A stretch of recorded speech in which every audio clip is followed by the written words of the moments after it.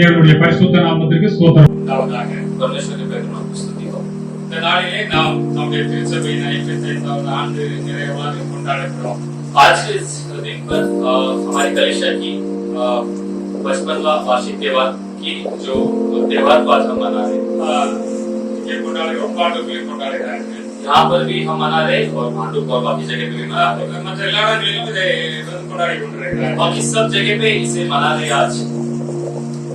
तो உலகத்தில் பிறந்த நாம் और इस दुनिया पर जो जन्म लिए हम இந்த உலக மக்கள் மத்தியிலே வாழுகிற நாம் इस दुनिया पर दुनिया के लोगों के बीच में जो हम जी रहे हैं தேவனுடைய பிள்ளைகளாய் ஜீவிக்கிறார்கள் ஒரு பெரிதான பாக்கியத்தை நாம் பெற்றிருக்கிறோம். परमेश्वर के जो संतान के समान हम जी रहे हैं एक बहुत बड़ा सौभाग्य है. காரணம் தேவன் நம்மை இந்த உலகத்திலிருந்து பிரித்தெடுத்து அவருடைய மக்களாய் மாற்றி இருக்கிறார். क्योंकि परमेश्वर ने हमें इस दुनिया से अलग कर उनके लोगों बनाया है. இந்த மக்களைப் போல நாம் ஜீவிக்காதபடிக்கு इस लोगों के समान हम ना जिए தேவனுக்கு பிரியமாய் देवन சொல்லுகிற பிரகாரமா நம்ம இந்த உலகத்திலே ஜீவிக்கிறோம். और जिस तरह परमेश्वर कहते हैं और परमेश्वर बताते हैं उसी अनुसार हम जीते हैं. ஆனபடியால் தேவனாகிய நமக்கு என்னென்ன ஆசீர்வாதங்கள் வைத்திருக்கிறாரோ கண்டிப்பாக நம்ம அத்தனை ஆசீர்வாதம் பெற்றுக்கொள்ள முடியும் என்று வேதம் சொல்லுகிறது. इसलिए परमेश्वर ने जो भी आशीष रखा है सब कुछ हम पा लेंगे ये शास्त्र बताती है. ஆண்டவர் என்ன சொல்லுறாரோ அதை மாத்திரம் கேட்டு அதன்படி செய்வோமானால் और जो परमेश्वर जो कहते हैं केवल वही सुनकर उसी के अनुसार करें நிச்சயமாகவே தேவன் நம்மை ஆசீர்வதிப்பார். கொடுத்த வாக்குத்தத்தங்கள் அத்தனையும் நம்மில் நிறைவேறும். और जो परमेश्वर ने जितने भी वादा और वाचा किया है सब कुछ हमारे अंदर पूरा होगा. வேதத்திலே நம்ம ஆரம்பத்திலிருந்து கடைசி வரையிலே பார்க்கின்ற பொழுது शास्त्र में हम आरंभ से लेकर अभी तक देखते हैं ஆபிரகாம் என்ற பக்தனை ஆண்டவர் அழைத்தார். इब्राहिम नामक भक्त को परमेश्वर ने बुलाया. அப்படியே கீழ்ப்படிந்தார். वो वैसे ही आदमी माना. அவருக்கு என்னென்ன வாக்குத்தத்தங்கள் எல்லாம் கொடுத்தாரோ उनके जो जो भी वादा किया இவர் கீழ்ப்படிந்த ஆண்டவர் சொன்ன காரியத்தை அவர் விசுவாசித்தபடியினால் और जो भी वे विश्वास करते जो आदमी माने இவருக்கு சொன்ன வாக்குத்தத்தங்கள் அத்தனையும் அவரில் நிறைவேறினது என்று பார்க்கிறோம். इनके बारे में जितने भी वादा बोला गया सब कुछ उनमें पूरा होगा.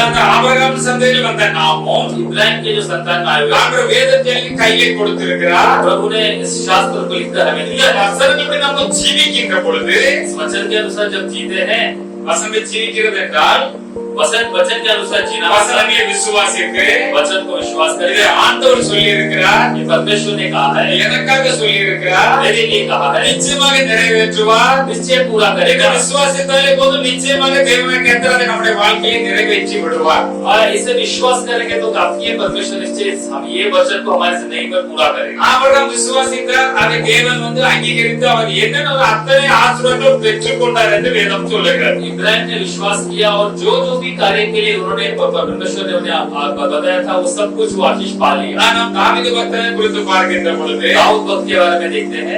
அவர் ஆடுகளை மேய்த்துக் கொண்டிருந்தவர். भेड़ों को चराता है.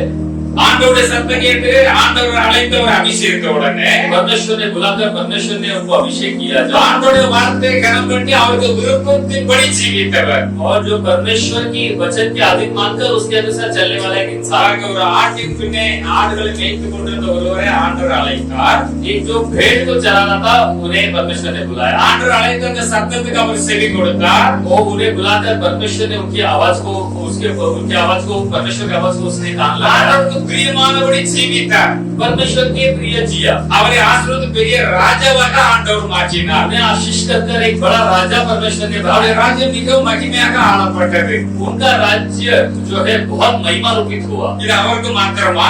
क्या ये केवल उनके लिए? இல்லை அருமையானவர்களே, केवल उनके नहीं இது நமக்கு தான் என்று வேதம் சொல்லுகிறது. हमारे लिए भी है कहते शास्त्र कहती है. நம்ம இந்த உலகத்திலிருந்து வேறு பிரித்து இருக்கிறார். हमें इस दुनिया से अलग कर लिया. ஏதாவது வேலைகள் நாம் செய்து கொண்டிருக்கலாம். भले कोई भी काम करते हो கர்த்தருடைய சத்தம் கேட்டு அவருடைய சித்தம் செய்வோமானால் परमेश्वर की आवाज सुनकर उनकी इच्छा पूरी करें तो நிச்சயமாக நம்மையும் தாவீதை போலவே ஆசீர்வதிப்பார் என்று வேதம் சொல்லுகிறது. हमें भी दाऊद के समान आशीष करेगा करके शास्त्र कहती है. யோசேப்பை பார்க்கின்ற பொழுது அவர் ஆடுதான் மேய்த்துக் கொண்டிருந்தார். और हम यूसुफ को देखते वो भी भेड़ चरा रहा था. அவர் அடிமையாக விற்று கூட போட்டார்கள். और उनको बुलाने के समान बेचने के लिए लोग यत्न किए. அவர் அடிமையாகத்தான் போய் இருந்தார். वे गुलामी के समान था। ஐயோ நான் அடிமையாக விற்கப்பட்டு வந்து விட்டேனே. ये तो मैं गुलामी के समान आ गया சரி வாழ்நாள் முழுவதும் இங்கே அடிமையாக தான் வேலை செய்ய வேண்டும் என்று அவர் நினைக்கவில்லை. और ये जिंदगी भर मेरे को गुलामी के समान ही रहना है करके उन्होंने नहीं सोचा। அவருடைய மனதில் என்ன இருந்தது? ये मन पर क्या था? ஆண்டவர் என்னை குறித்து தரிசனம் கொடுத்திருக்கிறார். और परमेश्वर ने मेरे बारे में दर्शन दिया। நான் எப்படி மாறுவேன் என்று ஆண்டவர் என்னை குறித்து தரிசனம் கொடுத்திருக்கிறார். मैं किस तरह बदलूंगा करके परमेश्वर ने मेरे बारे में दर्शन दिया। அந்த ஆண்டவரை நான் விசுவாசிக்கிறேன். परमेश्वर को मैं विश्वास करता हूँ। அந்த விசுவாசத்தில் உறுதியாக இருந்தால் इस विश्वास पर वे लगा था। வாழ்க்கையிலே பல கஷ்டங்கள் நெருக்கங்கள் வரலாம். और जिंदगी में देखो बहुत सारे परेशानी और संकट तो आ सकते அதில் हैं। மத்தியில் ஒரு ஆண்டவரை தான் நோக்கி பார்த்தார். उसके बीच में वो केवल परमेश्वर को ही ताक कर देखा। ஆண்டவர் எனக்கு என்ன வசனத்தை உணர்த்தி கொடுத்தார்? परमेश्वर ने क्या वचन दिया? என்னை எப்படி ஆசீர்வதிப்போம் என்று சொன்னார். मुझे किस तरह आशीष करने का बताया। அதன் மேல் விசுவாசமாய் இருந்தார். उस पर विश्वास किया। இது அப்படி எல்லாரும் விசுவாசமா இருக்கிறது இல்லை. ऐसा सब लोग विश्वास के साथ तो नहीं அதனால करते। தான் எல்லோரும் பெற்றுக்கொள்ள முடியாமல் இருக்கிறோம். उसके लिए सभी लोग पा नहीं सके। எந்த சூழ்நிலை வந்தாலும் விசுவாசத்திலிருந்து கொஞ்சம் கூட நாம் பின்வாங்க கூடாது. और कोई भी कार्य हो विश्वास से थोड़ा भी पीछे नहीं हटना। நம்முடைய ஆண்டவர் சர்வ வல்லமையுள்ள ஆண்டவர். हमारा जो परमेश्वर सर्वशक्तिमान है। சொன்னால் சொன்னதை உண்மையாகவே நிறைவேற்றுகிற ஆண்டவர்.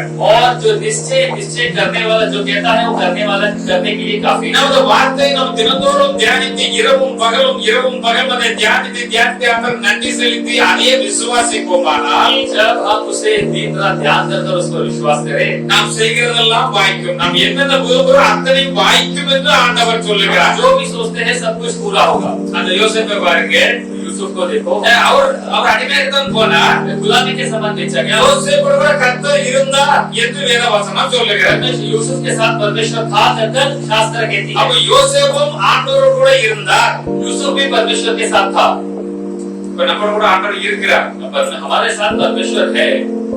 ஆண்டவர் நம்மளோட இருக்கிற, நாமும் ஆண்டவர் கூட இருக்கிறோம். परमेश्वर भी हमारे साथ है, हम भी परमेश्वर के साथ। அப்ப அந்த பக்தத்துவ ஆசீர்வாதம் நாமும் பெற வேண்டும் அல்லவா? तो इसलिए वो जो है वो भक्त जो आशीष पाए वो हम भी पाना है। நம்முடைய இதயத்திலே ஒரு பெரிய விசுவாசம் வர வேண்டும். हमारे हृदय पर एक बहुत बड़ी विश्वास आना है। யோசேப்பை ஆசீர்வதித்த தேவன் இன்று என்னையும் ஆசீர்வதிக்க போதுமானவராய் இருக்கிறார். यूसुफ को आशीष करने वाला परमेश्वर हमें भी आशीष करने के लिए तैयारी करते वो काफी है। அதுக்கு அவர் போய் காலேஜில படித்தார். क्या वो जाके कॉलेज में पढ़ाई அவர் அந்த எகிப்து தேசத்துக்கே ராஜாவாக மாறினார். मिस्र देश का राजा बना ராஜாவுக்கு அடுத்த பொசிஷன்ல பெரிய பொசிஷன்ல இருந்தார். और राजा के अगले एक पोजीशन पर था, बहुत बड़े पोजीशन पर था। எல்லாம் நன்றாக கவனியுங்கள். अच्छे से सुनिए। அதற்காக பெரிய படிப்பு படித்து விட்டு அவர் பெரிய பட்டம் வாங்கிட்டு அந்த பட்டத்துக்கு வரவில்லை.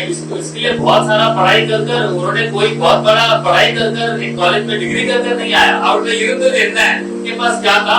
ஆண்டவருடைய வல்லமை, परमेश्वर का सामर्थ, ஆண்டவர் மேல் வைத்த விசுவாசம். परमेश्वर पे जो रखा वो विश्वास। ஒரே காரியம் மாத்திரம் அவருக்கு ஆண்டவரை பற்றி அவருக்கு தெரியும். और एक ही कार्य पता है, परमेश्वर के बारे में ही केवल அந்த ஆண்டவர் கூட இருந்தார்.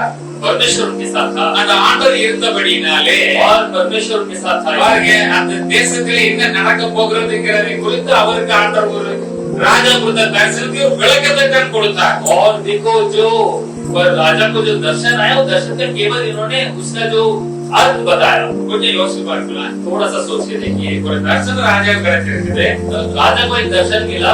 அதை அவங்க தேசத்தில் உள்ள பெரிய ஜோசியர்கள், பெரிய அதிகாரிகள், பெரிய அந்த இதுக்கெல்லாம் நிறைய ஞானிகள் எல்லாம் இருந்திருக்காங்க. யாராலையும் அதுக்கு அர்த்தத்தை சொல்ல முடியவில்லை. और देखो उस देश में काफी सारे ज्ञानी थे, काफी सारे ये लोग थे ज्ञानवान थे, वो लोग कोई इसका अर्थ नहीं बता அப்ப सके। இந்த யோசேப்படி இருந்தது என்னன்னா, यूसुफ के पास फिर क्या था? ஆண்டவருடைய வார்த்தையின்படி ஜீவிக்க கற்றுக்கொண்டார். परमेश्वर के वचन के अनुसार जीना सीखा। इसीलिए ये அப்ப ஆண்டவர்கள் போய் ஜெபம் பண்ணினார். परमेश्वर से प्रार्थना किया। அப்ப அதற்கான அர்த்தத்தை மாத்திரம் தான் அங்கே போய் சொன்னார். केवल उसका अर्थ ही उन्होंने कहा।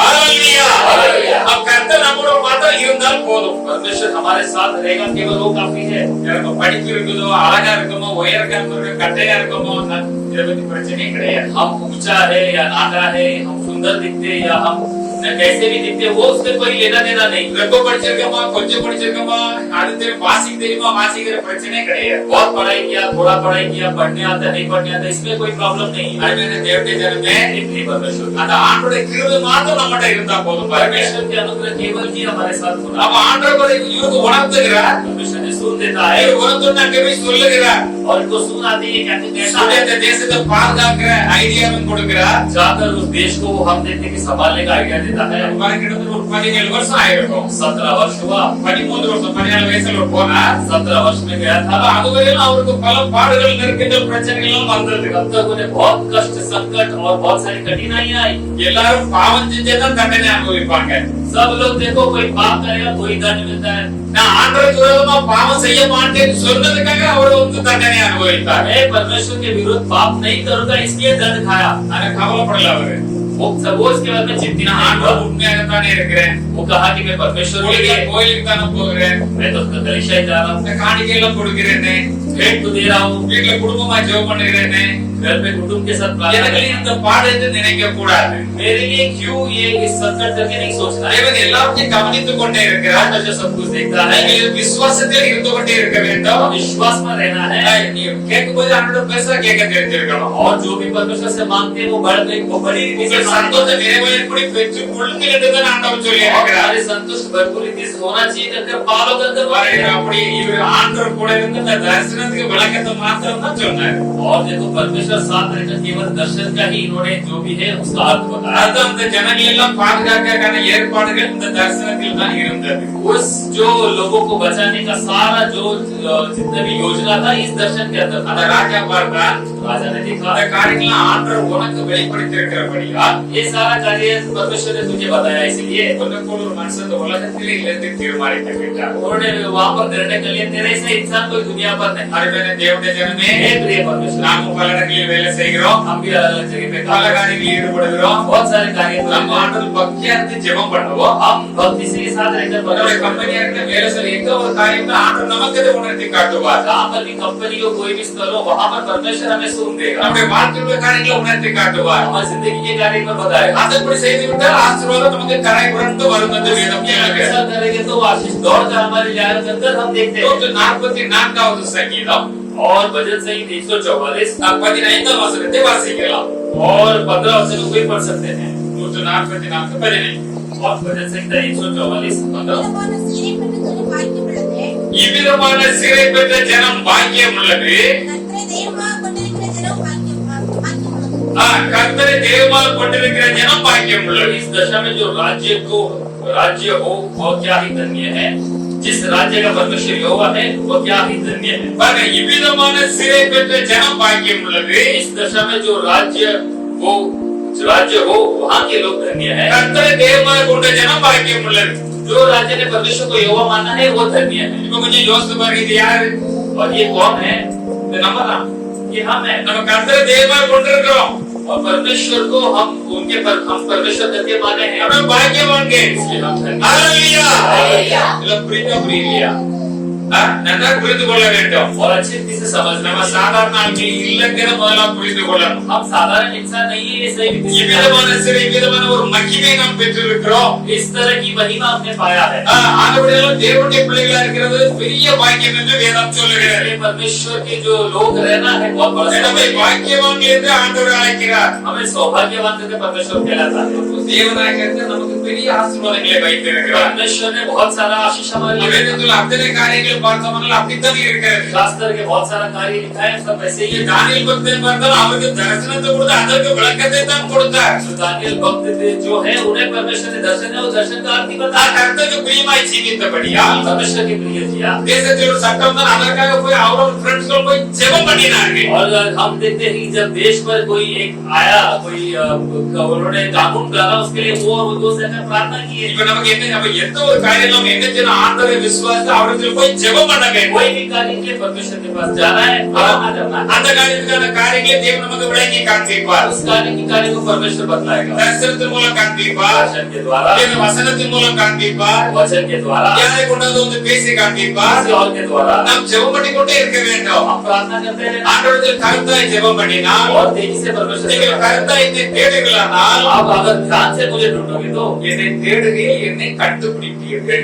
आप तो मुझे ढूंढ लोगे और मुझे तुम पालोगे। ஒரு மனதோடு கூட நாம் அப்படி ஜெபத்தில் தரித்திருக்கின்ற பொழுது ஆண்டவர் நமக்கு சில காரியங்களை காண்பிப்பார். और एक मन से जब अगर हम प्रार्थना करके परमेश्वर के पास लगे तो தரிசனத்திலே காண்பிப்பார், दर्शन के द्वारा बताएगा, சொப்பனத்திலே காண்பிப்பார். और प्रभु है कि हमारे कल्पना पर बताएगा, வேதத்தை படிக்கும் வேதத்திலும் நம்மளோட பேசுவார். शास्त्र को पढ़ते समय शास्त्र से बताएगा। அவர் என்னை நடத்துகிறார் என்று பக்தன் சொல்லி இருக்கிறார். वो मुझे चलाते करके भक्त कहता है, அப்ப ஆண்டவர் நிச்சயமா நம்மை நடத்துவார் என்று வேதம் வேதம் சொல்லுகிறது. और परमेश्वर इससे हमें चलाया जाता है शास्त्र के लिए। சபை இது சபையினுடைய நம்ம ஆண்டு விழாவை கொண்டாடுகிறோம். इस कलीसिया की वार्षिक त्योहार को मना रहे நம்ம हैं। சபை என்றால் தான் என்ன? और कलीसिया का मतलब क्या है? ஒரு கேள்வி எல்லாருக்கும் சபை என்றால் கெட்டிட்டு இதான் சபை. और सब लोग को अगर ये प्रश्न होगा कलीसिया का मतलब क्या है? ஆலயம் என்று சொல்லுவது வந்து தொழுது கொள்ளக்கூடிய ஒரு இடம் தான். ये जो भवन है ये कलीसिया नहीं है, यहाँ पर दंडवत करने का एक जगह है। அது கிரேக்க வார்த்தையில பார்த்தால் और ग्रीक के अंदर लैंग्वेज में எக்லீசியா என்று எழுதப்பட்டுள்ளது. एक्लीसिया करके लिखा है। அதுக்கு அர்த்தம் என்னென்றால் வெளியே அழைக்கப்பட்டவர்கள், उसका अर्थ मतलब बाहर बुलाए गए, பிரிந்திருந்து வாழும்படி அழைக்கப்பட்டவர்கள். अलग करके बुलाए गए लोग डरकर देखते थे। தேவனுடைய பிள்ளைகள் என்றால் யார்? परमेश्वर के लोग मतलब அவர்கள் பாவத்தில் இருந்தோ, पाप को பாவ பழக்கங்களில் இருந்தோ, पाप की जो कार्य को छोड़कर பாவமான மக்களுடைய பிடியில் இருந்தும், पाप की जो लोगों की जो जितने भी है कि उनकी जो पीढ़ी से बाहर आकर சாத்தானின் பிடியில் இருந்தும், शैतान की झुंझी से வெளியே வந்து वहां से बाहर आकर என்னென்னலாம் பார்த்தோம்? பாவத்தில் இருந்து, हम देखते कि पाप से பாவ பழக்கங்களில் இருந்து, और जो पाप की कार्यों से பாவமான மக்களுடைய அந்த உறவில் இருந்து, அவருடைய பிடியில் இருந்து, और जो पाप के जो लोग करने वाले वो जो झंझीर से சாத்தானின் பிடிகளில் இருந்து शैतान की झंझीर से வெளியேறி வந்து बाहर आकर கிறிஸ்துவுக்குள்ளாக பரிசுத்தவான்களை வாழும்படி ஆண்டவர் நம்மை வைத்திருக்கிறார். मसीह के अंदर एक पवित्र जन जीने के लिए परमेश्वर ने बनाया। இப்படி அழைக்கப்பட்ட நாம், ऐसे बुलाए हुए हम ரட்சிக்கப்பட்ட தேவனுடைய பிள்ளைகள், घर पाए वो परमेश्वर के लोग, கூடுகிற கூட்டத்திற்கு பேரு தான் சபை. और जो लोग झूठ आते हैं उसका नाम है कलीसिया। எல்லாரும் கூடுகிற சபை என்று சொல்ல முடியாது. सभी लोग मिलते हैं उसे कलीसिया नहीं कहते हैं। தேவன் சொல்லுகிற சபை இதுதான். परमेश्वर जो वो कलीसिया यही है। நான் उங்களை அழைக்கிறேன், मैं तुम्हें बुलाता हूँ, உங்களை அழைக்கிற தேவனாகிய கர்த்தர் நான் பரிசுத்தராய் இருக்கிறேன். मैं जो तुम्हें बुलाता हूँ मैं पवित्र हूँ। நீங்க உங்கள் நடக்கையில் எல்லாவற்றிலும் பரிசுத்தர், ஏனென்றால் நீங்க என்னுடைய பிள்ளைகள். आप लोग आपके चाल चलन में पवित्रता से रहो, நீங்கள் பரிசுத்தமாய் வாழ்ந்தால் आप पवित्रता के साथ जियोगे। நான் உங்களோடு வந்து உறவாட முடியும். मैं तुम्हारे साथ एक साथ चलूंगा। நீங்கள் ஜெபம் பண்ணும்போது நான் வந்து உங்களுடைய காரியங்களை நிறைவேற்ற முடியும். और जब आप लोग प्रार्थना करोगे कुछ कार्य में तुम्हारे अंदर आकर करूंगा। ஆனபடியினாலே इसीलिए தேவனுடைய பிள்ளைகளாய் காணப்படுகிற நாம் जो परमेश्वर के लोग हम இந்த காரியத்தில் ரொம்ப கவனமாக இருந்து इस कार्य में बहुत ध्यान से தேவ ஆசீர்வாதங்களை நாம் நிறைவாய் பெற்றுக் கொள்ள வேண்டும். परमेश्वर के कार्य को हमें पा लेना। பாவத்திலிருந்து மெய்யா விடுதலை பெற்றிருக்கிறோமா? जब पाप से हमने निश्चय पाप छुटकारा பாவ पाया है, பழக்கத்திலிருந்து விடுதலை பெற்றிருக்கிறோமா? और पाप की जो कार्य से हमने छुटकारा அப்படி पाया है, இருந்தால் சீக்கிரத்தில் அதில் விடுதலையை பெற்றுக்கொள்ள வேண்டும். அதற்குத்தான் தேவன் சபையாக நம்மை அழைத்திருக்கிறார். नहीं तो उसे जल्दी छुटकारा पाना, इसलिए परमेश्वर ने कलीसिया के समान बुलाया। கிறிஸ்துவின் சரீரமான சபை என்றால் என்ன என்ற ஒரு கேள்விக்கு और जो है परमेश्वर की जो शरीर जो कलीसिया है उसका जो अर्थ क्या है? நம்ம எல்லா பிடியிலிருந்து விடுபட்டவங்க தான் நம்ம தேவனுடைய பிள்ளைகள். सभी पीढ़ी से छुड़ाए हुए लोग ही परमेश्वर के அப்ப लोग हैं। கிறிஸ்து விரும்புகிற சபை என்றால் தான் என்ன? तो परमेश्वर मसीह चाहते हैं वो कलीसिया क्या है? என் மனம் போல அந்த பாவத்துல ஜீவிச்சு மத்த மக்கள் போல இருந்துட்டு நானும் பாடுறோம் ஆடுறோம், அது சபையா? और अगर देखो बाकी लोग भी बोलते हैं कि हम भी कलीसिया हैं और गीत गाते नाचते गान सब होता है, बाकी लोग की तरह நம்ம जीते हैं। தேவன் பாவத்தை பாராத பரிசுத்த கண்ணர். हमारा परमेश्वर पाप को नहीं देखने वाला जो है कि पवित्र जो इंसान பாவியை நேசிக்கிறார், पापी को वो चाहता है, மனம் திரும்பி என்று சொல்லி நேசிக்கிறார். वो तो मन फिरा करता चाहता ஆனா है, அவர் பாவத்தை வெறுக்கிறார். परंतु वो पाप को वो विरोध करता நான் है। பாவத்தை செய்வேன், मैं पाप भी करूँ, ஆண்டவரை தொழுது கொள்ளுவேன், परमेश्वर को भी மனம் दर्शन போல ஜீவிப்பேன். मन के अनुसार இது जीवेगा। கிறிஸ்துவ வாழ்க்கை அல்ல. ये मसीहा जीवन जिंदगी கிறிஸ்தவர்கள் என்று சொல்லிக் கொண்டு ஏதோ ஒரு வாழ்க்கை வாழுகிறார்கள். ये है मसीहा करते हुए कहकर कोई तो जिंदगी जी रहे हैं। பரலோகம் செல்லுகிறதற்காக स्वर्ग जाने के लिए மனிதர்கள் யாவரும் அடங்கிய ஒரு கிறிஸ்துவின் சரீரமான சபைதான் சபை என்று சொல்லப்படக்கூடிய और जो है कि ये सब पाप से हटने के लिए जो झूठ एक आता है परमेश्वर के पास वही कलीसिया है। ஒரு கூட்ட ஜனங்கள் பாவத்திலிருந்து விடுதலை பெற்று பரலோகத்துக்கு செல்வதற்கு அவங்க எப்பொழுதும் ஆயத்தமாய் இருக்கிறார்கள். एक जो झूठ है पाप से छुटकारा पाकर स्वर्ग जाने के लिए हमेशा तैयार है। இப்பொழுது ஆண்டவர் வந்தாலும் நிச்சயமாக பரலோகம் போய்விடலாம். परमेश्वर आए तो वे निश्चय स्वर्ग चले जाएंगे। நம்முடைய இயேசு கிறிஸ்து உயிர்த்தெழுந்து போனப்ப என்ன சொல்லிட்டு போயிருக்கிறார்? यीशु मसीह जब जी उठ कर गया तो क्या कहा? நான் போவேன், मैं जा रहा हूँ, உங்களுக்காக எல்லாவற்றையும் ஆயத்தம் பண்ணி வைத்து விட்டு तुम्हारे लिए सब कार्य तैयार किया हुआ, மறுபடியும் நான் வந்து वापस आकर உங்களை அழைத்து செல்லுவேன். तुम्हें ले चलूंगा। ஹல்லேலூயா! हालेलुया! அந்த விசுவாசத்தோடு நாம் இருக்கிறோம். वो विश्वास के साथ हम ஆண்டவர் எப்பொழுதும் வரலாம், परमेश्वर कभी भी आ அதை सकता நாம் எப்பொழுதும் ஆயத்தமா இருக்க வேண்டும். हमें हमेशा तैयार ஒருவேளை அதற்கு முன்பாக நமது உலகத்திலே மறிப்போமானால் इसके पहले दुनिया पर मर जाए तो ரட்சிக்கப்பட்டவர்களாய், பரிசுத்தவான்களாய், पवित्र जन, பரிசுத்தவாட்டிகளாய், पवित्र जो स्त्री, கர்த்தருக்குள் மறிக்கிறவர்களாய் காணப்பட வேண்டும். परमेश्वर पर हम मरेंगे அப்பொழுது நம்ம அப்படியே பரலோகத்திலே கொண்டு போய் விடப்படுவோம். तो वैसे ही हम स्वर्ग ले जाकर छोड़े जाएंगे। அப்போ சபை என்றால் ரட்சிக்கப்பட்ட தேவனுடைய பிள்ளைகள், பாவத்திலிருந்து விடுபட்டவர்கள், அவர்கள்தான் சபை. और जो उद्धार पाए हुए लोग जो है कि जो पाप से जो छुड़ाए पाए हुए लोग, वे लोग की कलीसिया है। அதுதான் மெய்யான சபை என்று வேதம் சொல்லுகிறது. वही सचमुच कलीसिया है। 1 கொரிந்தியர் 1 அதிகாரம் 1 कोरिन्थियों पहला अध्याय 2 வசனத்தை वाசிக்கலாம். दूसरे वचन को कोई पढ़ सकते हैं?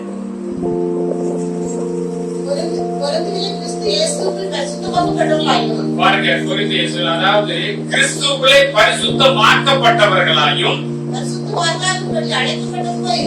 பரிசுத்தவான்களாகும்படி அழைக்கப்பட்டவர்களுமாய் இருக்கிற தேவனுடைய சபைக்கும் போதும். தேவனுடைய பரிசுத்த நாமத்துக்கு ஸ்தோத்திரம் உண்டாவதாக. परमेश्वर के नाम को स्तुति हो। அவ் தேவனுடைய சபை என்றால் என்ன?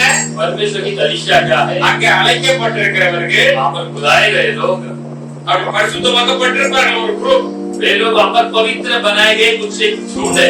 இன்னொரு குரூப் வந்து பரிசுத்தவான்களாக அவர்கள் அழைக்கப்பட்டிருக்கிறார்கள். कुछ लोग पवित्र होने के लिए बुलाए गए। அவர்கள் பரிசுத்தமாவார்கள். நாளடைவில் அவர்கள் பரிசுத்தமாகி மாறி விடுவார்கள். वे लोग भी दिन दिन पर पवित्र बनते जाएंगे। அந்த வகையில் இன்னொரு குரூப் அவர்கள் ஆராதனைக்கு வந்து கொண்டே இருப்பார்கள். एक और झुंड भी आराधना करने आती है। சத்தியம் அவங்களை சந்திக்கின்ற பொழுது, जब सत्य उनसे नहीं मिलाप करता है, சத்தியம் உள்ளத்திலே பேசுகின்ற பொழுது, जब सत्य उनके हृदय पर बात करता है, அவரும் ஒரு நாள் தேவனுடைய பிள்ளைகளாய், அவங்க பரிசுத்தவான்களாய், பரிசுத்தவாட்டிகளாய் மாறி விடுவார்கள். वे लोग भी एक दिन हम देखते हैं कि पवित्र जन, पवित्र पुरुष, पवित्र स्त्री बन जाते அப்போ हैं। சபை என்றால் அதுதான்.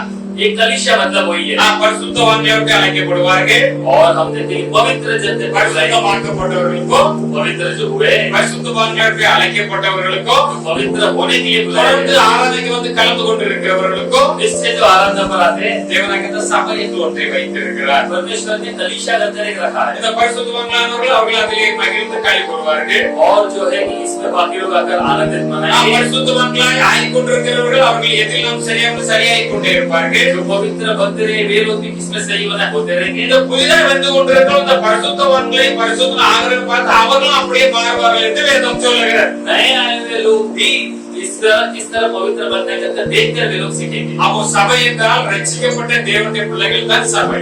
और जो कलीसिया जो है उद्धार पाया हुआ जो लोगों का जोड़ है वो कलीसिया। உங்கள் சரீரமானது நீங்கள் தேவனாலே பெற்ற இந்த சரீரத்தை உங்களுக்கு ஆண்டவர் தான் கொடுத்திருக்கிறார். शरीर को परमेश्वर ने दिया है।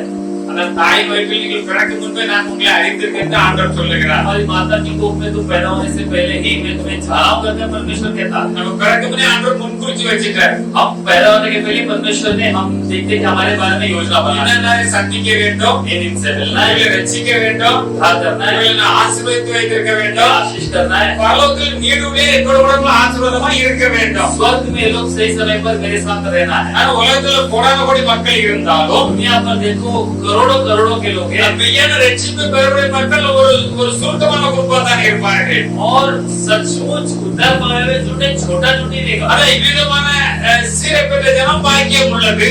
इस तरह के राज्य में पाए हुए लोग धन्य हैं। கர்த்தரை தேவமாக கொண்ட ஜனம் பாக்கியம் உள்ளது. परमेश्वर को जो भी लोग माने हैं, ஹalleluya ஹalleluya, ஹalleluya ஹalleluya. ரொம்ப சந்தோஷமா ஹalleluya சொல்லலாம் இல்லையா? इसलिए ஹalleluya ஹalleluya. அந்த ஜனம் நாம தான்.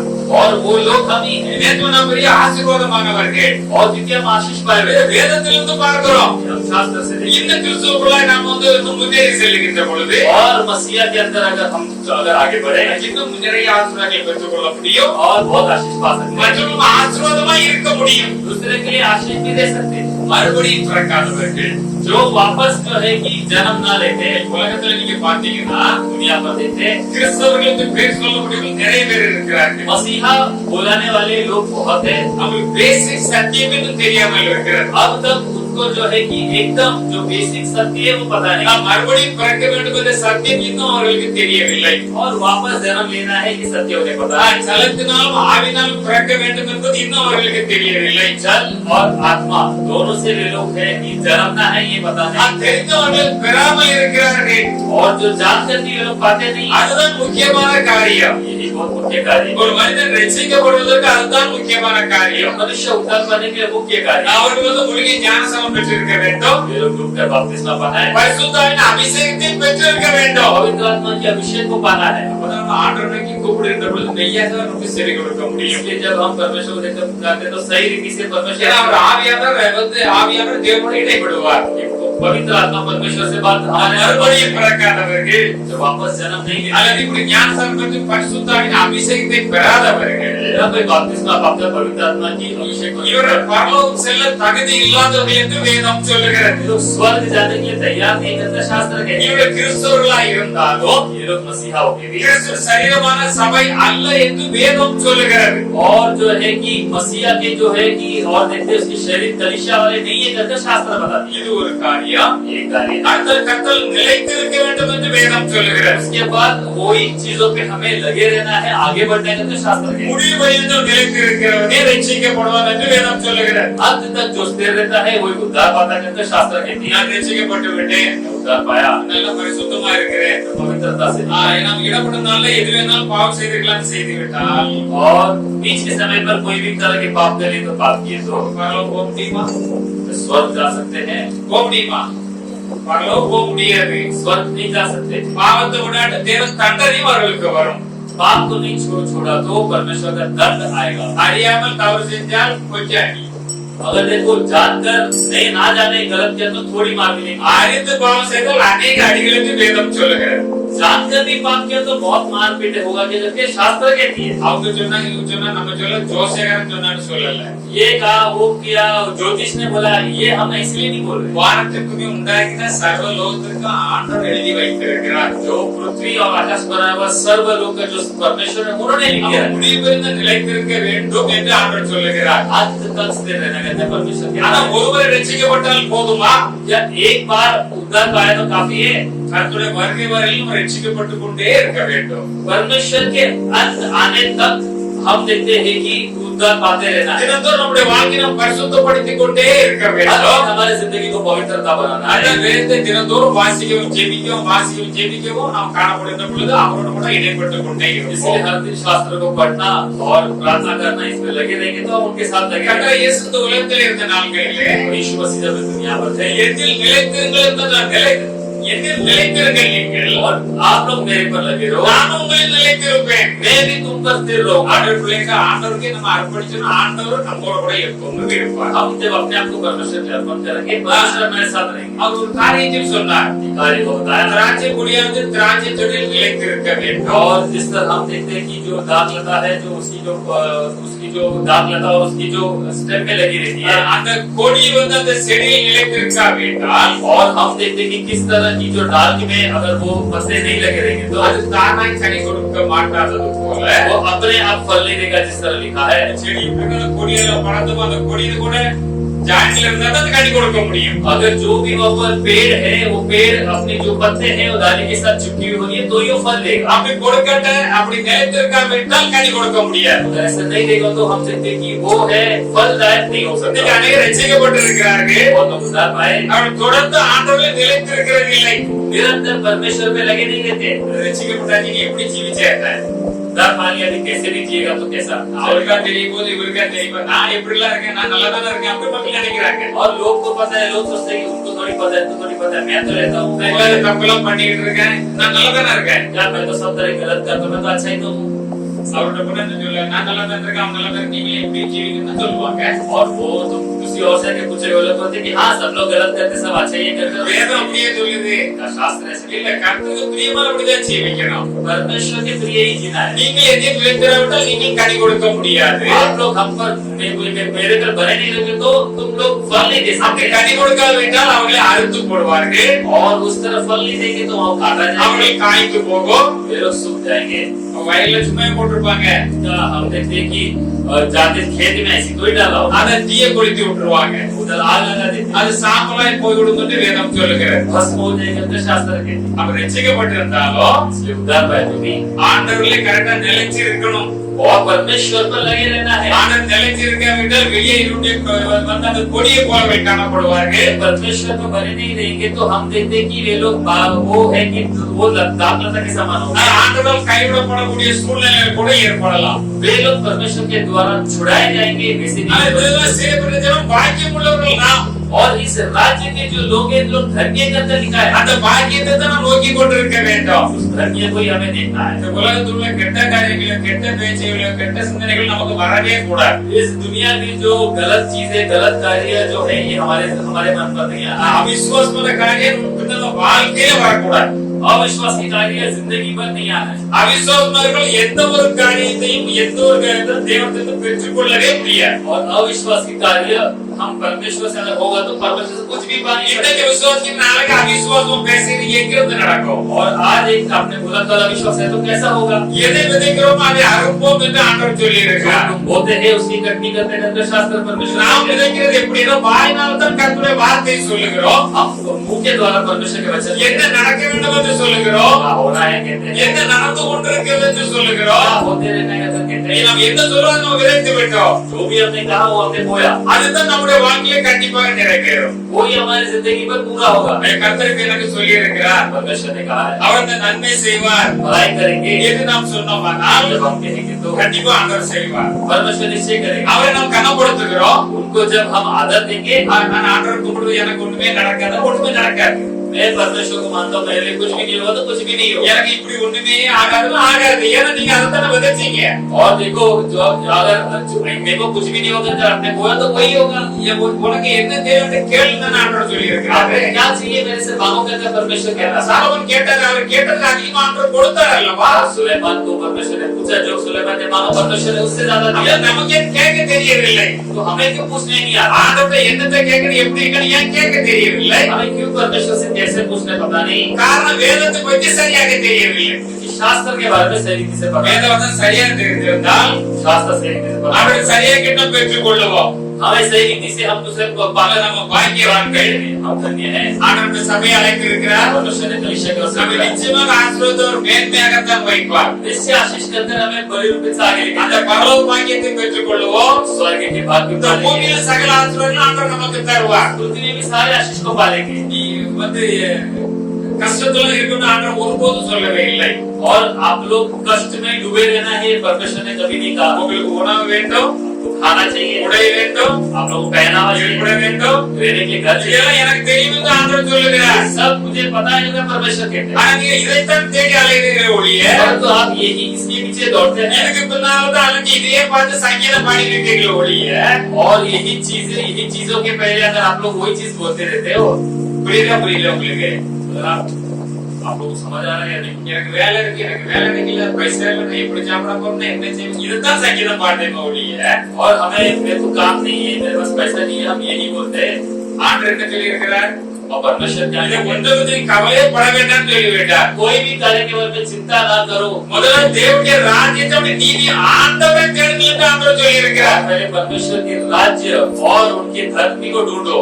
இதை மட்டும் நம்ம செய்ய மாட்டோம். यही हम नहीं करते. நீ அதை மட்டும் செய்து விட்டால் केवल वो कर, அப்பொழுது இவைகளும் உங்களுக்கு கூட கொடுக்கப்படும் என்று ஆண்டவர் சொல்லி இருக்கிறார். सब तुम्हें सब अधिक अधिक से दिया जाएगा कर यहाँ पर लिखा गया. இந்த வசனத்துல ஒரு 1000 திருப்பம் 2000 திருப்பம் கேட்டிருப்போம். वचन को देखो 1000 2000 बार ये वचन को सुने होंगे. கேட்டிருக்கோமா இல்லையா? क्या आपने सुना है? சரி, இன்னைக்கு ஒரு கை கொள்ளுறோமா?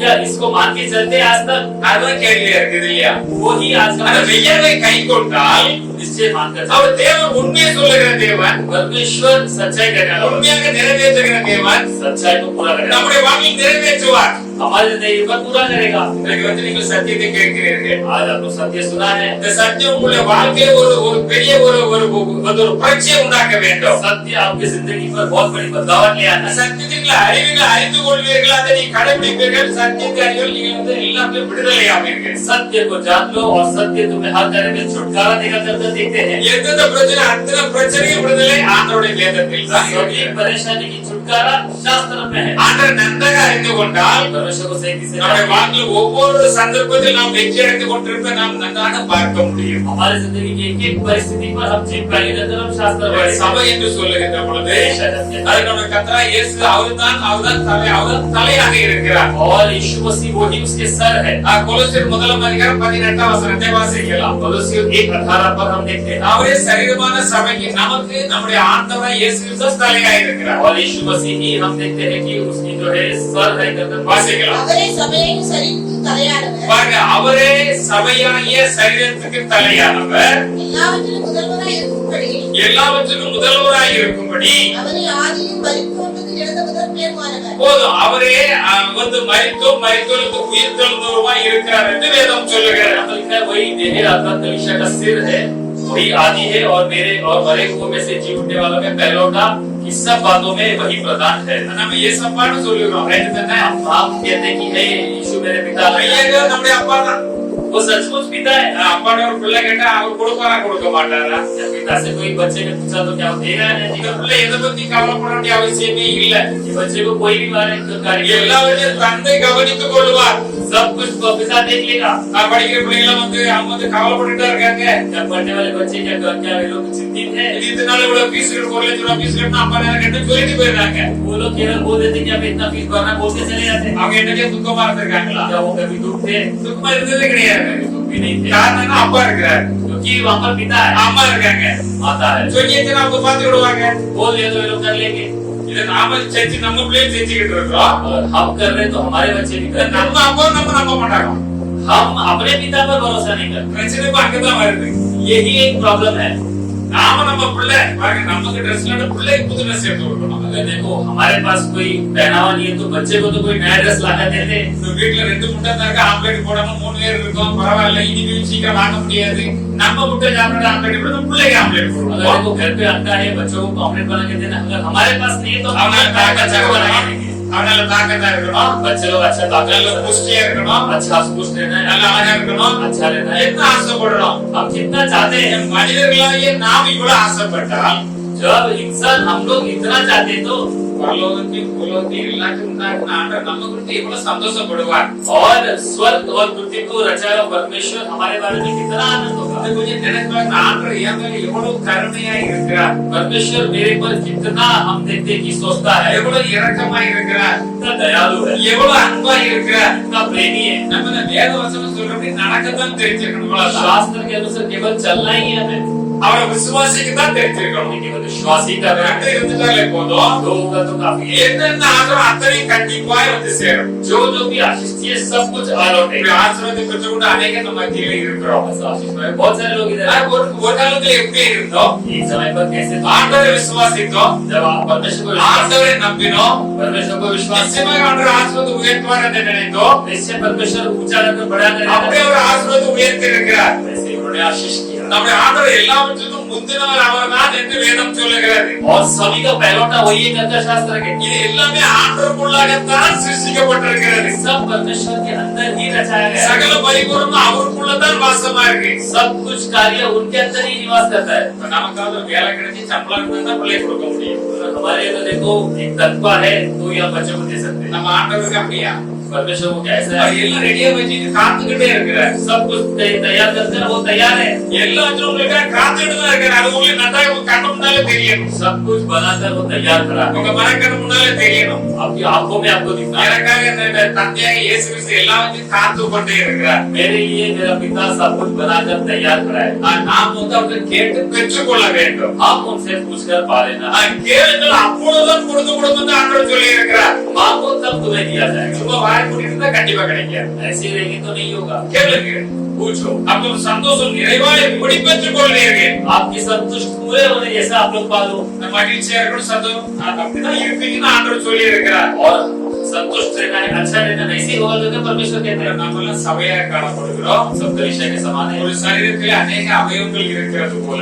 एक जैसा शरीर पर बहुत सारे जैसा हम देखते हैं कि अलग अलग भाग है। இது சரீரம் என்றால் ये हमारे शरीर तो கை இருக்குது, கால் இருக்குது, கண் இருக்குது, மூக்கு இருக்குது, வாய் இருக்குது, எல்லாமே இருக்குது. हाथ पैर आँख नाक सब कुछ इसमें है। இதுதான் ஒரு சரீரம். ये एक शरीर है। ஆண்டவர் சரீரமான சபை என்று சொல்லி இருக்கிறார். परमेश्वर शरीर के जो कलीसिया के अंदर कहा है, அவர் சரீரமான சபையிலே நம்ம எல்லோரும் தேவனுடைய பிள்ளைகளாக நம்ம எல்லோரும் தான் தேவனுடைய சபை. और हम सब मिलकर ही है जो है कि परमेश्वर की कलीसिया। நாம் எல்லாரும் அவயவங்களா இருக்கிறோம். हम सब उसके भाग है। ஒரு ஆளுக்கு பிரசங்கிக்க முடிய இருக்கும், किसी को प्रचार करने का होता, ஒரு ஆளுக்கு டிரான்ஸ்லேட் பண்ணத ஊழியர் இருக்கும், किसी को हम देखते हैं ट्रांसलेट करने ஒரு का ஆளுக்கு होता, ஆயத்தம் பண்ற ஊழியர் இருக்கும், किसी को तैयार करने का ஒரு होता, ஆளுக்கு சுவிசேஷம் பண்ற ஊழியர் किसी இருக்கும், को हम देखते सुसमाचार सुनाने ஒரு का ஆளுக்கு होता, எல்லாரும் ஆகாரத்தை பரிமாற கொடுக்கிற ஊழியர் இருக்கும். एक को सबको खाना खिलाने का एक எல்லாமே ஒரே விதமான ஊழியர்கள் தான். सब एक ही तरह की सेवा, யார் யார் எதை செய்யணும்னு ஆண்டவர் இருக்கிற அதே அவர்கள் சரியாக செய்ய வேண்டும். இவ்வளவுதான். जो जो परमेश्वर जिसको सही काम करने लगे वो लोग को काम सही तरीके से எல்லாருக்கும் அதற்கான பலன் நிறைவாக சரியாகவே கிடைக்கும். सभी लोग को उसकी जो प्रतिफल वो भरपूरी मिले। நம்ம சபைகள் எப்படித்தான் காணப்பட வேண்டும்? तो कलीसिया मतलब कैसा रहना है? இன்னைக்கு சபைன்னு நிறைய இடத்துல பாக்குறோம், आज कलीसिया बहुत लोग बोलते हैं, ஊர்ல எல்லாம் பாக்குறோம். गांव में देखते हैं கிறிஸ்துமஸ்னாலே மெயினாட்டு வெளியிருந்து வரவங்களும் சில தவறான ட்ரிங்க்ஸ் எல்லாம் வாங்கி கொண்டு வச்சிருக்கேன். கிறிஸ்துமஸா और देखो क्रिसमस करके बोलते हैं बारवा में भी कलीसिया है, वे लोग वहां पर दारू को लाते रहते हैं। ஊர்ல எல்லாம் கோயில் இருக்கு, வந்து 5 மணிக்கு ஆரம்பிச்சு 6 மணிக்கு முடிஞ்சிடும், அவ்வளவுதான். गांव में तो सुबह 5 बजे चालू होता है, 6 बजे खत्म हो जाता है क्रिसमस। மட்டனை வாங்கி இறைச்சி வாங்கி அதை வாங்கி இது வாங்கி பாடி சரக்கு கொண்டு வந்து அந்த இதைத்தான் குடிக்கிறவங்க அவங்க ஆடுறதுக்கு அறியல பாருங்க. और वो लोग थोड़ा दारू करना, ये करना, खाना पीना इस पर लगे रहते हैं। பேர் கேட்டா கிறிஸ்தவர்கள், पूछेंगे तो मसीहा எங்க लेके தாத்தா தாத்தா தாத்தா பாட்ட காலத்துல கிறிஸ்தவர்கள், बोलते हैं कि मेरा दादा परदादा सब लोग मसीहा है। ஒண்ணு மட்டும் தெரியும், கிறிஸ்துமஸ்ல மட்டன் சாப்பிடணும், குடிக்கணும், வெறிக்கணும், எல்லாம் தெரியும், இதுதான் தெரியும் உங்களுக்கு. और उनको पता है क्रिसमस आया तो खाना पीना, दारू करना और ऐसा मजे करना। ஆண்டவர் யார் என்று அவருக்கு இதுவரையிலும் தெரியவில்லை. परमेश्वर कौन है ये पता नहीं। கோயிலுக்கு லைட்ட போட்டிருப்பார்கள், कलीसिया पर अच्छा लाइट लगाया होगा, லைட்ட கட்டியிருப்பார்கள். गांव भर लाइट होगा, இது ஒரு பெருமையா? ये क्या घमंड है। இந்த ஊர்ல ஸ்பீக்கர் கட்டிருப்பான், 3 ஊருக்கு கந்து அவன் காதை கிழிச்சிட்டு ஒரே பாடத்தை கேட்பான். और यहाँ पर एक गांव में स्पीकर लगा रहेगा, 3 गांव सुनने ऐसा आवाज लगेगा। ஆனா இந்த ரட்சிக்கப்பட்டிருக்கானா இல்ல. डर पाया क्या नहीं। பாருங்க பரிதாபமா இருக்குல்ல. देखो बहुत वो स्थिति बहुत हम देखते हैं कि बहुत दयाल லட்ச லட்சமா செலவழிச்சு லைட் எல்லாம் போட்டு எல்லாம் பண்ணி எடுத்து கடைசியில பாருங்க கிறிஸ்துமஸ் நாள் ஆற்றமை தொழுது கொள்ள முடியும், அவன் குடிச்சு வச்சு அறிவு இல்லாம அந்த மயங்கி போயிடலாம். लाखों लाखों से कलीसिया पर खर्चा कर लाइटिंग वगैरह करते हैं, परंतु उनकी जो कार्य है वो सही कार्य नहीं। அதே தேவன் சபை என்று சொல்லுகிறார். क्या परमेश्वर उसको कलीसिया कहते हैं? வேதத்தில் ஆண்டவர் சபை என்று எதை சொல்லுகிறார்? शास्त्र में परमेश्वर कलीसिया किसको? எபேசியர் 5ஆம் அதிகாரம் 27ஆம் வசனத்தை வாசிக்கலாம். कलीसिया 5 और நான் நன்றாக தெரியும் சபை என்றால் என்ன, कलीसिया मतलब क्या, அது எப்படி இருக்க வேண்டும்? किस तरह रहना है। வாசிக்கலாம். மறைந்திரை முதலானவைகள் ஒன்றுமில்லாமல் பாருங்க, கரை திரை முதலானவைகள் ஒன்றும் இல்லாமல், பரிசுத்தமும் பிழையற்றதுமான பாருங்க பரிசுத்தமா இருக்கணும், பிழை இல்லாததா இருக்க வேண்டும், மகிமையுள்ள சபையாக அது மகிமுள்ள சபையாக அதை தமக்கு முன் நிறுத்திக் கொள்வதற்கும் அதை நமக்கு முன் நிறுத்திக் கொள்வதற்கும் நம்மை தாமே அதற்காக ஒப்புக் கொடுத்தார். நம்மை தாமே அன்று அதற்காக ஒப்பு கொடுத்தார். और परमेश्वर ने अपने आप को दिया, यहाँ पर लिखा उसका एक रीजन है, यीशु कलीसिया बनाकर अपने आवास खड़ी करे, जिसमें न कलंक न झुर्री और न कोई और ऐसी वस्तु हो, वरन जो पवित्र और निर्दोष हो। அது ரொம்ப முக்கியமான வசனம் பாருங்க. बहुत एक मुख्य वचन है। அப்ப நீங்க இப்போ பல சபைகளிலிருந்து வந்திருந்தால் கூட आप लोग बहुत अलग अलग कलीसिया से आएंगे, அந்த வசனத்தின்படி சபை சரியாக இருக்கிறதா என்று நீங்கள் பார்க்கலாம். इस वचन के अनुसार कलीसिया है या नहीं आप लोग देख सकते हैं। கரைகளும் இருக்கக்கூடாது, திரைகளும் இருக்கக்கூடாது, பாவங்களும் இருக்கக்கூடாது. और हम देखते हैं कि कोई भी तरह की गलत नहीं होने, कोई तरह की पाप नहीं हुई, कोई तरह की चोरी नहीं हुई, அப்படி ஒன்றும் இல்லாமல் ऐसा कोई भी ना हो तो பரிசுத்தமாக இருக்க வேண்டும், पवित्रता के साथ பிழையற்றதாக இருக்க வேண்டும், निष्कलंक रहना है, மகிமையுள்ள சபையை தமக்கு முன்பாக ஆண்டவர் நிறுத்தி நோக்கக்கூடியதாக இருக்க வேண்டும். महिमा रूपी कलीसिया परमेश्वर अपने सामने बनाकर रहने हैं। ஏனென்றால் அவர் இரத்தக்கரையில் செலுத்தி இந்த சபையை சம்பாதித்து இருக்கிறார். क्योंकि लहू को बहाकर परमेश्वर ने कलीसिया को हम देखते हैं, அதனால நம்மை குறித்து claim பண்ண முடியும். इसलिए वो हमारे बारे में कह सकते ஆனா हैं। உங்கள் சரீரமாக நீங்கள் தேவனாலே பெற்றோம், इसलिए कलीसिया जो है आप परमेश्वर से पाकर, உங்களிலே தங்கி இருக்கிற பரிசுத்த ஆவியுடைய ஆலயமாய் இருக்கிறது. इसीलिए वो तुम्हारे अंदर निवास करने वाला पवित्र आत्मा का भवन है। உங்கள் சரீரத்தினால் ஆனாலும் தேவனை மகிமைப்படுத்துங்கள். शरीर और आत्मा से परमेश्वर को महिमा करो। ஹalleluya. हालेलुया। அப்புறம் உண்மையிலேயே நம்ம ஆண்டவரை மகிமைப்படுத்துறோமா? इसलिए सचमुच क्या परमेश्वर को महिमा பாருங்க, எல்லா ஆசீர்வாதம் நமக்கு ஆண்டவர் வைத்திருக்கிறார். सभी तरह के आशीष रखा है। போகையிலும் आने वाला ஆசீர்வதிக்கப்பட்டிருப்பாய், आशीष, நீ வருகையிலும் आने पे ஆசீர்வதிக்கப்பட்டிருப்பாய், आशीष, நீ வீட்டுல இருந்தாலும் ஆசீர்வதிக்கப்பட்டிருப்பாய், आने पे आशीष, நீ எங்க போனாலும் ஆசீர்வதிக்கப்பட்டிருப்பாய். जहाँ जाएंगे वहाँ நீ पर கழித்த எல்லா வேலையிலும் தேவனாக இருந்து உனக்கு ஐஸ்வர்யத்தை சம்பாதிக்க பலனை தருவார். हाथ की तेरी हर प्रयास की जो कार्य को उसमें तो तुझे ये करने के लिए परमेश्वर बल देगा। நீயே கடன் வாங்கணும்னா நீயே கடன் கொடுப்பாய். कर्ज नहीं लेगा, कर्ज देगा। உன்னுடைய எல்லா களஞ்சியங்களும் நிரப்பி இருக்கும். तेरी घर की सारी भंडार पूरी भरी होगी। இதுக்கு மேல நமக்கு என்ன வேணும்? क्या चाहिए? நம்ம ஆண்டவர் அத்தனை ஆசீர்வாதம் கொடுக்கக்கூடியவர். परमेश्वर सब आशीष देने के அவர் लिए மீது விசுவாசம் வைக்க வேண்டும். विश्वास रखना है। கரைகள் இல்லாமல் பரிசுத்தமாய் முன்பாக காணப்பட வேண்டும். और निष्कलंक उनके सामने से அவர் நம்மளோடு பேசுகிறவராய் காணப்பட வேண்டும். परमेश्वर हमारे साथ बात करने वाला நம்மோடு உறவாடுகிறவராய் காணப்பட வேண்டும். मेल मिलाप करने वाला होता है। ஆனவர்தான் சபை என்று ஆண்டவர் வைத்திருக்கிறார். ये भविष्य அப்படி சமயம் ரட்சிக்கப்படுகிறவர்களே அனுதினமும் தேவனாகிய கர்த்தர் சபையிலே சேர்த்து கொண்டு வந்தார் என்று எழுதப்பட்டுள்ளது. इसलिए उस तरह की कलीसिया पर परमेश्वर हर दिन लोग को ले आकर उद्धार करवाया। ரட்சிப்பு அனுதினமும் சபையிலே சேர்த்து கொண்டு வந்தார். लोग हर दिन कलीसिया पर आए। ரட்சிக்கப்பட்டவர்கள் சபையில வந்தார்கள். उद्धार पाए लोग कलीसिया पर आए। அப்ப ரட்சிக்கப்பட்டாச்சு, ஞானஸ்நானம் எடுத்தாச்சு, பரிசுத்தாவியானவர் ரட்சிக்கப்பட்டாச்சு, அதோட முடிஞ்சிருச்சா? उद्धार पाया, बपतिस्मा पा लिया, पवित्र आत्मा से पा लिया, हो गया। So we should be very careful. அது முதல் ரொம்ப கவனமாக இருக்க வேண்டும். बहुत ध्यान से रहना है। என்ன கவனமா இருக்க வேண்டும்? ध्यान से रहना है। அப்போஸ்தலருடைய உபதேசத்திலும் प्रेरितों के उपदेश, அந்யோன்யத்திலும் उनके मेल मिलाप पर, அப்பமிடுகிறதிலும் திருவுதலிலே அதிலும் संगति और प्रभुजन, ஜெபம் பண்ணுவதிலும் प्रार्थना पर உறுதியாய் கைத்திருக்க வேண்டும். और उसमें लॉलिन लगे रहना है। அதுபோல உறுதியா இந்த காரியத்தில் இருக்க வேண்டும். और उसमें लॉलिन लगे रहना है। இப்ப நம்ம திருவுதலிலே பங்கு பெறுகிறோம். प्रभुजन पर भाग लेते हैं। நம்ம விருப்பப்படி பங்கு பெற்றுக்கலாமா? हमारे मन के अनुसार ஆண்டவர்கள் திருவுதலில் அந்த அப்பம் என்றால் என்னுடைய சரீரம் என்று சொல்லுகிறார். कहते हैं, वो जो रोटी खाते हो मेरा शरीर के समान है। அந்த பாத்திரத்துல திராட்சைரசம் என்னுடைய ரத்தம் என்று சொல்லுகிறார். जो प्याला में तुम लोग पीते हो मेरे रक्त के समान है। நான் வருவரை இதை நீங்கள் நினைவுபடி செய்ய வேண்டும் என்று சொல்லுகிறார். आने तक इसे याद कर इसे करो कर करके। அப்ப இதுல பானம் பண்ணும்போது கவனமாக இருக்க வேண்டும் என்று சொல்லுகிறார். इस पर जो लोग पीते हैं वो लोग ध्यान से रहना है। இதில் பங்கு அபாத்திரமா இருந்து விடக் கூடாது. और कोई भी इसमें गलत रीति से भाग नहीं ले। பாவங்களை செஞ்சுட்டு இதுல நம்ம பங்கு பெற்றால் पाप भी करते इस पर भाग लेते हैं। அவன் கர்த்தருடைய சரீரத்தை கர்த்தர் ரத்தத்திற்கு குற்றம் உள்ளவனாய் இருப்பானா. और परमेश्वर के जो शरीर और जो रक्त पे हम देखते हैं कि वो दोषी लगाने वाला எத்தனை है। சபையை பார்க்கிறோம், மத்தவங்க போவாங்க, எல்லாருமே திருவந்தல பங்கு வருவாங்க. बहुत सारे कलीसिया पर आने जाने वाले सभी लोग उसको भाग लेते கோயில் हैं। விட்டு வெளியே வந்து வாயில வர கெட்ட வார்த்தைக்கு அழகே கிடையாது. और जो कलीसिया से बाहर आएगा तो मुंह पर गाली बकने में कोई कमी குடிக்கிறான், வெறிக்கிறான், எல்லாம் செய்யறான், அவனுக்கு திருவந்தல பங்கு பெற்றுவாராம். दारू वारू सब पीते गलत करते उनको प्रभुजन में भी नहीं தவறாய் பங்கு பெறுகிறவர்கள் गलत रीति से भाग தங்களுக்கு ஆக்கின ஒருபடி தான் அதை பெறுகிறார்கள் என்று எழுதப்பட்டுள்ளது. वे लोग अपने आप को ठेस पहुंचाने की कार्य कर रहे हैं शास्त्र में। ரொம்ப கவனமாக இருக்க வேண்டும். ध्यान से रहना। நம்மை ஆண்டவர் தேவர்கள் என்ற ஒரு லெவலிலே வைத்திருக்கிறார். परमेश्वर हमें हम देखते हैं कि एक देवता के समान रखा। தேவனுடைய வசனத்தை பெற்றுக் கொண்டவர்கள் அவர்கள் தேவர்கள், தேவனுக்கு சமமாக அவர்களை இங்கு கொண்டு வருகிறார். और परमेश्वर के वचन पाए हुए लोगों को परमेश्वर अपने तुल्य ले आता है। சங்கீதம் 82 அதிகாரம் 1 வசனத்தை வாசிக்கலாம். वचन संगीत 82 तो हम देखते हैं कि पहले और एक पहले वचन को पढ़े। தேவ சபையிலே தேவன் எழுந்தருளி இருக்கிறார். தேவ சபையிலே தேவன் எழுந்தருளி இருக்கிறார். தேவர்களின் நடுவிலே அவர் நியாயம் விசாரிக்கிறார். பாருங்க, தேவர்கள் நடுவிலே தேவர்கள் யார்? நம்முடைய நடுவிலே நியாயம் விசாரிக்கிறார். और हमारे बीच में वो न्याय भी करता है। 6 வசனத்தை பார்த்தால் 6वां वचन पर पढ़े, நீங்கள் தேவர்கள் என்றும் मैंने कहा तुम ईश्वर हो, உன்னதமானவரின் மக்கள் என்று எழுதப்பட்டுள்ளது. सबके सब परम प्रधान के पुत्र हो। சங்கீதத்தில் அர்த்தம் எழுதியிருக்கிறது. और 82 की जो है 82 का बड़ा अच्छा लिखा है। இயேசு கிறிஸ்து சொல்லிட்டு 10 அதிகாரம், யோவான் 10 அதிகாரம் और यीशु मसीह हम देखते हैं कि यूहन्ना 10 पर कहा है, 34 35 சொல்லி இருக்கிறார். 35 पर कहा है, தேவசத்தை பெற்றுக்கொண்ட நீங்கள் எல்லாம் தேவர்களாய் இருக்கு என்று சொல்லப்பட்டு நான் சொன்னேன் அல்லவா என்று எழுதி வைத்திருக்கிறார். वचन पाए आप सभी लोग ईश्वर हो करके क्या मैंने तुमसे नहीं कहा करके उन्होंने कहा। அருமையான தேவனுடைய ஜனமே, हे प्रिय परमेश्वर के लोग, ஹalleluya, ஹalleluya.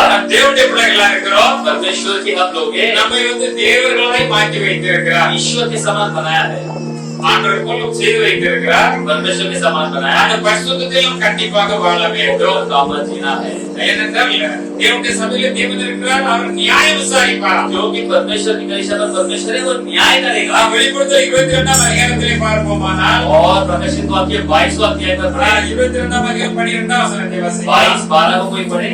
இதோ சீக்கிரமாக வருகிறேன். இதோ சீக்கிரமாய் வருகிறேன். அவரவருடைய கிரியைகளின்படி அவனவனுடைய கிரிகளின்படி அவர்களுக்கு நான் அளிக்கும் பலன் அவனவனுக்கு நான் அளிக்கும் பலன். என்னோட கூட வருகிறது. ரொம்ப கவனமா இருக்கணும் இல்லையா? यहाँ पर लिखा है, देख मैं शीघ्र आने वाला हूँ और हर एक के काम के अनुसार जो भी बदला देने के लिए प्रतिफल मेरे पास है। இதோ சீக்கிரமாய் நான் வருகிறேன். ஆண்டவர் சீக்கிரமாய் வரப்போகிறார். परमेश्वर जल्द से जल्द आ रहा है। அவனுடைய கிரிகளின்படி யார் யார் என்னென்ன கிரியை செய்தார்களோ வாழ்க்கை அதன்படி हर एक की क्रिया के अनुसार அவரவர்களுக்கு பலன் அளிக்கும்படி उनके प्रतिफल के अनुसार நம்ம ரட்சித்திர பிள்ளை மாற்றி இருக்கிற நம்ம நடத்துகிற அவன் நியாயம் விசாரிப்பார். और हमें उद्धार किया है, हमें बुलाया है, उस उस तरह न्याय भी करेगा அவர் சீக்கிரமாய் வருகிறார். जल्द से जल्द आएगा அவனுடைய கிரியைகளுக்கு ஏத்த பலனை அவனவனுக்கு ஆண்டவர் அளிப்பார். हर एक इंसान के कार्य के अनुसार उसको प्रतिफल मिलेगी ஆனபடினாலே इसलिए சபைகளிலே இவரை உங்களுக்கு சாட்சியாக அளிப்பதற்கு தம்முடைய தூதனுக்கு அனுப்பி நமக்கு இது சொன்னார் என்று எழுதப்பட்டுள்ளது. कलीसिया में गवाही देने के लिए अपने दूतों को भेजकर उन्होंने कहा करके हमारे लिए लिखा गया है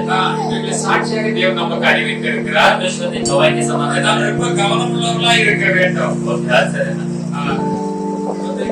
வேதத்தை நாம் வாசித்து பார்த்தோமானால் और यहाँ पर जब हम पढ़ के देखें तो தேவன் நமக்காக எழுதி வைத்திருக்கிறார். परमेश्वर ने हमारे लिए लिखा நம்மை ஆசீர்வதிப்பதற்காக எழுதி வைத்திருக்கிறார். परमेश्वर ने हमें आशीष करने के लिए लिखा है அப்புறம் பாருங்க, நம்ம வந்து இந்த உலகத்துல இருந்தோம்.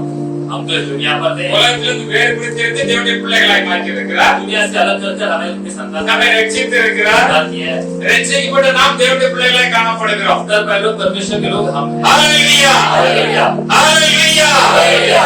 ரட்சிக்கப்பட்டிருக்கிறோம். उत्तर पाए ரட்சிக்கப்பட்ட நாம் வந்து தேவனிலே நிலைத்து இருக்க வேண்டும். उत्तर पाकर परमेश्वर में लगे रहना है இவ்விதமான சிறைப்பட்ட ஜனம் பாக்கியம் உள்ளது. इस तरह राज्य के लोग हैं धन्य கர்த்தருடைய வார்த்தை கவனம் கேட்டு இருதயத்தில் யார் படித்து அதன்படி ஜீவிக்கிறார்களோ அவங்க அந்த ஆசீர்வாதத்தை பெற்றுக்கொள்வார்கள். परमेश्वर के वचन को सुनकर जो हृदय पर बसा रहेंगे वे लोग आशीष पा सकते அப்படி கேட்ட வேத வசனத்தின்படி हैं वचन सो आपने நம்முடைய வாழ்க்கை இருக்கிறதா என்று நாம் பார்க்க வேண்டும். हमारी जिंदगी ऐसा है यानी आप लोगों को देखना है இருந்தால் சந்தோஷப்பட்டு இன்னும் அதிலே வளர வேண்டும். रहेगा तो आनंद पाकर और आगे बढ़ना है இல்லை என்றால் இன்னும் கொஞ்சம் நம்ம அதிலே சரிப்படுத்திக் கொள்ள வேண்டும். और नहीं है तो फिर उसमें आगे अपने आप को सही कर लेना நாம மெய்யாகவே தேவனுடைய திருச்சபையை காணப்படுகிறோம். सचमुच हम परमेश्वर के जो ஆண்டவரை சந்தித்திருக்கிறார், ரட்சித்திருக்கிறார். परमेश्वर ने उद्धार किया है ஆண்டவருடைய பாக்கியத்தை பெற்றிருக்கிறோம். धन्य पाए மெய்யாக ரட்சிக்கப்படாவிட்டால் நாம் ரட்சிக்கப்பட மெய்யாக ரட்சிக்கப்பட்டு விட வேண்டும். जो सचमुच उद्धार नहीं पाए वो सचमुच उद्धार पाए ரட்சிக்கப்பட்டால் நாம் வந்து தொடர்ந்து அவர்களின் நிலைக்கு இருக்க வேண்டும். उद्धार पाके फिर निरंतर उनमें लगे அவர்களை கனி கொடுக்கிறவர்களாய் காணப்பட வேண்டும். उनमें हम देखते हैं कि फल दे रहा है ஆண்டவர் வருகைக்கு எதிர்பார்த்து கொண்டிருக்க வேண்டும். परमेश्वर के आगमन के लिए हम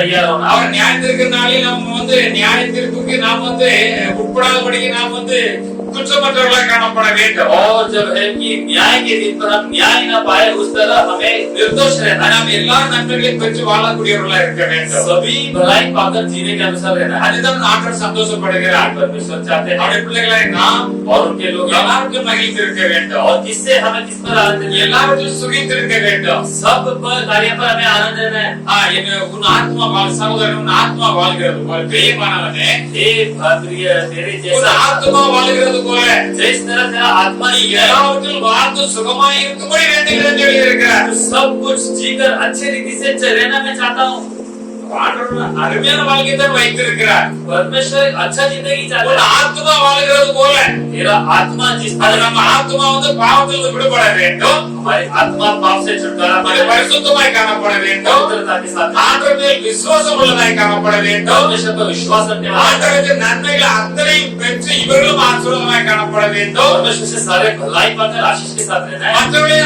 மற்றவர்களுக்கும் ஆசீர்வாதமாய் காணப்பட வேண்டும். दूसरे लोग के लिए भी आशीष रहना है எப்பொழுதும் மகிழ்ச்சியாய் காணப்பட வேண்டும். और हमेशा आनंदित रहना है பரிசுத்தமாய் காணப்பட வேண்டும். पवित्रता के साथ ஆண்டவருக்கு பிரியமாய் காணப்பட வேண்டும். परमेश्वर के प्रिय रहना है இத்தனை கிருபைகளை தேவன் நமக்கு தருகிறார். अनुग्रह परमेश्वर है நாம போய் இதை சம்பாதிக்க முடியாது. हम जाके कुछ नहीं कर सकते ஆண்டவரில் வைக்கிற விசுவாசம், परमेश्वर पर अपना विश्वास ஆண்டவர் வசனத்தை கைக்கொண்டு நடக்கிறது, वचन को लेकर चलना அவருக்கு பயந்து ஜீவிக்கிறது, भय मानकर चलना பாவங்களுக்கு ஒதுங்கி நாம் ஜீவிக்கிறது, पाप से हटकर चलना தேவனுடைய பரிசுத்தத்தை வளர்கிறது. परमेश्वर की पवित्रता में जीना நிச்சயமாய் இம்மையிலும் மறுமையிலும் ஆசீர்வாதத்தை निश्चय பெற்றுக்கொள்வோம். यहाँ और स्वर्ग पर आशीष पाएंगे அதற்காக சபைக்கு அழைக்கப்பட்டிருக்கிறோம். इसलिए कलीसिया के द्वारा बुलाया ஹalleluya. Hallelujah. இவ்விதமான சீரப்பட்ட ஜனம் பாக்கியம் உள்ளது. ऐसे राज्य के लोग हैं धन्य இப்படிப்பட்ட ஒரு பெரிய ஒரு பாக்கியத்தை நாம் பெற்றிருக்கிறோம். ऐसे धन्य को पाए நாம் மகிழ்ந்து களி கூறுவோம். हम आनंदित मनाएंगे தேவனுடைய அத்தனை நன்மைகளையும் பெற்று நாம் இம்மையிலும் மறுமையிலும் நம்ம சந்தோஷமாக வாழ்வோமாக. परमेश्वर से सारा आनंद पाकर यहाँ और स्वर्ग दोनों पर आनंद मनाएंगे இதற்காக உங்கள் எல்லாரும் கர்த்தர் ஆசீர்வதிப்பாராக. यहाँ पर आए हुए सभी लोग को परमेश्वर அந்த வசனம் நீங்கள் எல்லோரும் தேவாசனம் தேவாய் பெற்றுக் கொள்வீர்களாக. वचन सुनने वाले लोग सभी लोग परमेश्वर का आशीष पाएंगे கர்த்தருக்கு பிரியமாய் ஜீவிங்கள் கர்த்தர் அத்தனை ஆசீர்வாதங்களை பெற்றுக் परमेश्वर கொள்வீர்கள். के प्रिय जीव परमेश्वर से सारे आशीष पालो கர்த்தர் எல்லோரும் ஆசீர்வதிப்பாராக. परमेश्वर हम सबको आशीष